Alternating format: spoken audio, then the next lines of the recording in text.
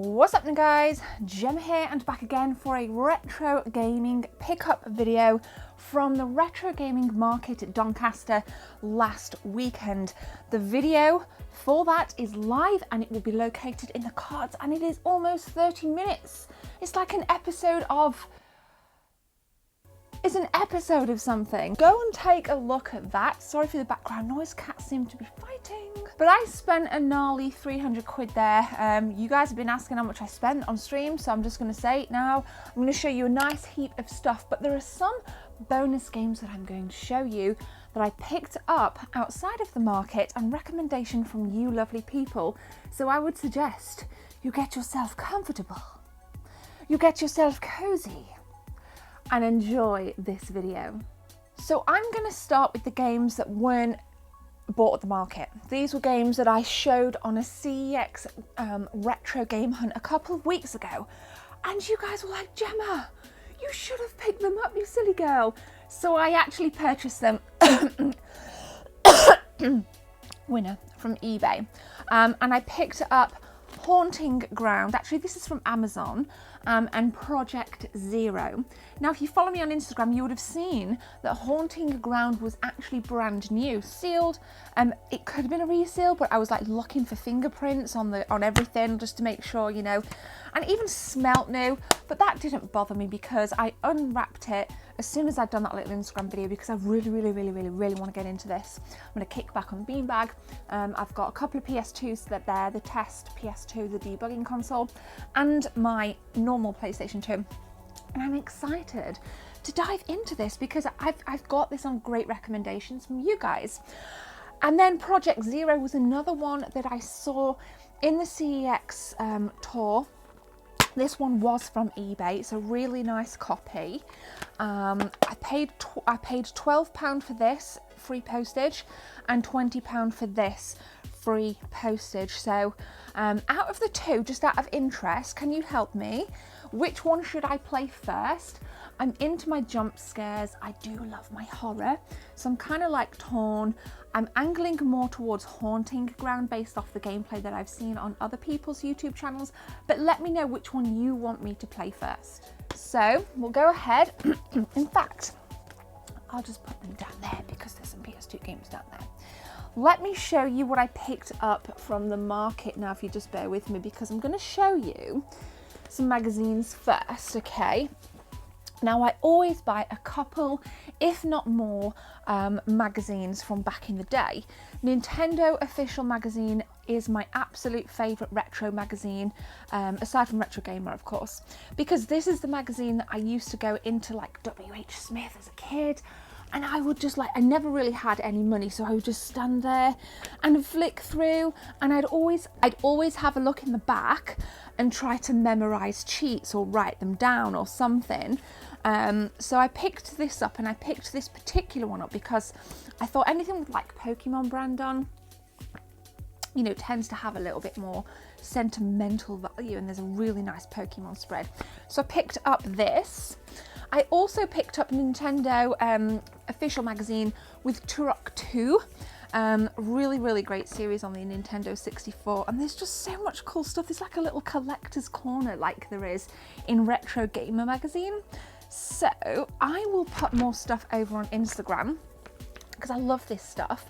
And then a classic Nintendo 64 game, picked up N64 Mag, the GoldenEye edition.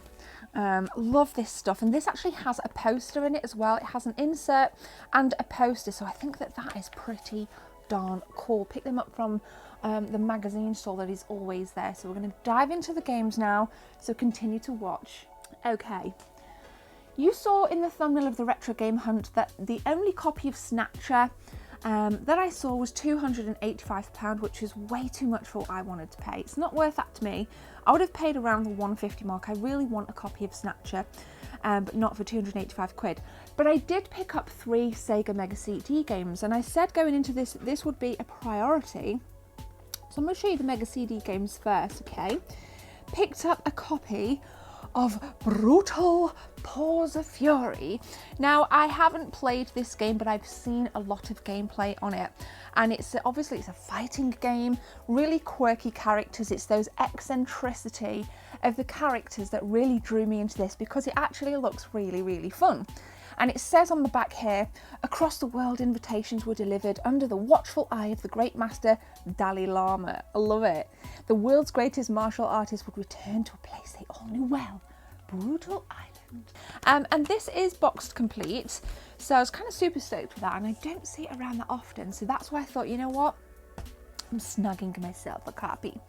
Now, I've mentioned this a couple of times. I really, really wanted this. It's nothing to shout about, but this is Jaguar XJ220, and I actually mentioned this in a pickups video last week. I paid £10 for this, which is actually not a bad price. This has been going for in excess of £30 upwards. It adopts an incredibly just a base, well, 16-bit look. There's nothing, like I say, there's no like special video in it. It is just like playing a Sega Mega Drive game, but I love it. Oh my god. So I really loved Lotus Turbo Challenge, so I'm hoping that I get that same buzz, that same vibe from this game, but I will let you know. If you've played it, let me know. Got any races recommendations on the Mega CD, also let me know.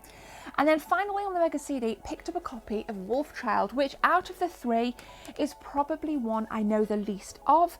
Unfortunately, this case is cracked, but I'm sure the cases are easy enough to replace. But I'm going to let you guys take the lead on this one.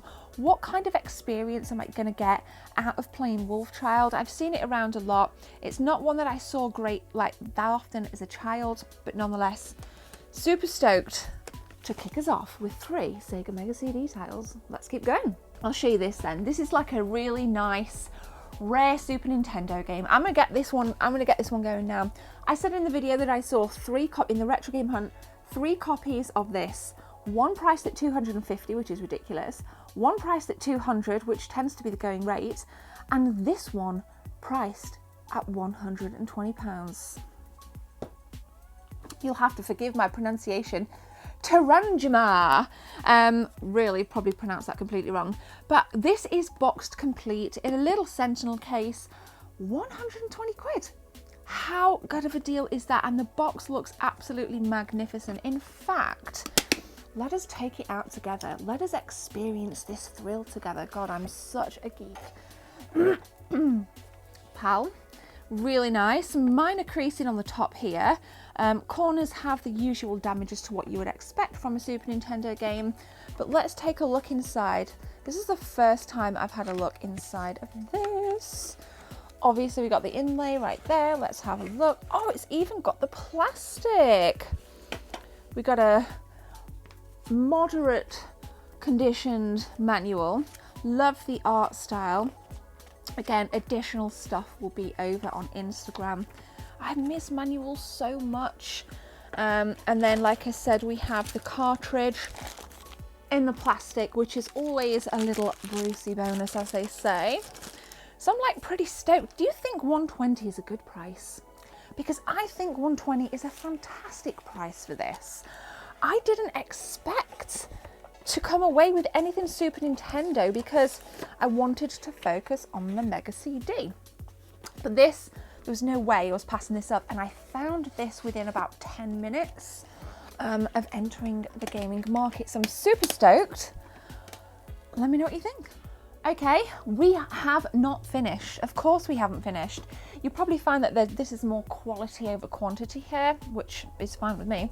I'm gonna go ahead and move those onto the mags. Somebody actually messaged me on Facebook and took a guess at this next game. If you're watching, Michael, I think your name is, if I remember correctly, apologies, I get a lot of messages, but you guessed correctly at Kudelka on the PlayStation 1, a game that I've had my eye on for quite some time, and I think I got a bargain price on this nifty little horror game. I paid £12 for this, which isn't too bad. I've seen it go in excess of £20. And it's been intriguing me, as I said earlier. I love my horror. Big game, 4 discs, It says on the back, Wales, Great Britain, 1898. A group of 3 characters, including the beautiful medium Kudelka, are drawn to the mysterious Nemeton Monastery. The dark, deserted and foreboding place keeps within its walls a secret mystery of witchcraft and sorcery. Oh yes, you bet your ass I'll be playing this. I'm so excited. Gaming makes me feel so good. Let's stick on the theme of horror, shall we?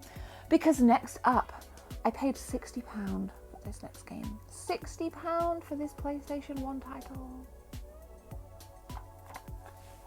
Chaos Break. Wanted this again for quite some time. I love my horror. 3D adventure in real-time rendering. I don't know if £60 is a bargain. I know that Kudelka was a bargain. I know that Terranigma was a bargain. Don't know if this is a bargain, but I don't care because I wanted it and I was willing to pay £60. So if you've played it, let me know in the comment section below. Decent condition, not too bad. Could do with the the case replacing possibly for some minor scratches or whatever. But on the whole, pretty stoked. Now this next game you have also recommended to me. And if you remember in the beginning of the video, I showed you a copy of Project Zero that I purchased on the PlayStation 2. That's why when I heard you guys say to me that Project Zero 2 was great as well, there was no way I was going to pass it by for 20 quid. Now this is the Director's Cut. It's a special Director's Cut edition, features a brand new first person mode, new survival mode, enhanced graphics and sound, plus an array of newly added features to the unique camera weapon, making it the most chilling game to date in the Fatal Frame series.